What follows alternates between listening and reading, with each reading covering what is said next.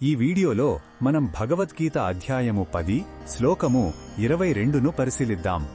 ఈ అధ్యాయంలో శ్రీకృష్ణుడు తన దైవిక వైభవాలను అనగా తన గొప్పతనాన్ని అర్జునుడికి వివరిస్తున్నాడు.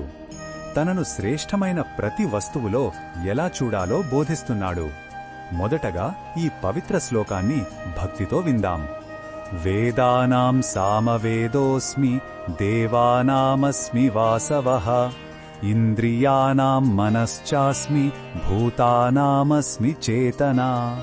ఈ శ్లోకం అర్థమేమిటంటే శ్రీకృష్ణుడు ఇలా అంటున్నాడు, వేదాలలో నేను సంగీతభరితమైన సామవేదాన్ని, దేవతలలో నేను వారి రాజైన ఇంద్రుడను, ఇంద్రియాలలో నేను వాటిని నడిపించే మనస్సును, అలాగే ప్రాణులన్నింటిలో నేను చైతన్యాన్ని అంటే జీవశక్తిని.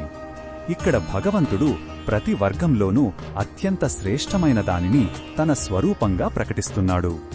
సామవేదం దాని గాన మాధుర్యానికి ప్రసిద్ధి. ఇంద్రుడు దేవతల నాయకుడు. మనస్సు ఇంద్రియాలకు రాజు వంటిది. చైతన్యం లేనిదే జీవం లేదు.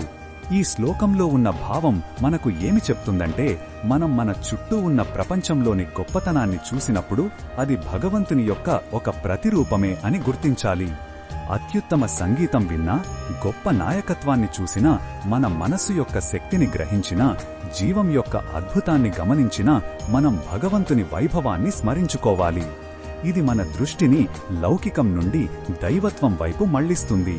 ఈ బోధనను మన దైనందిన జీవితంలో ఎలా ఉపయోగించుకోవచ్చంటే, మొదటగా ప్రతి జీవిలో ఉన్న చైతన్యాన్ని గౌరవించాలి, ఎందుకంటే అది భగవంతుని అంశమే.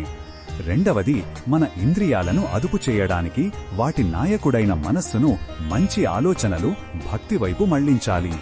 మనస్సును నియంత్రిస్తే ఇంద్రియాలు అదుపులో ఉంటాయి. మన జీవితంలో మనం చూసే ప్రతి శ్రేష్టమైన దానిలో భగవంతునిని చూడటం సాధన చెయ్యాలి.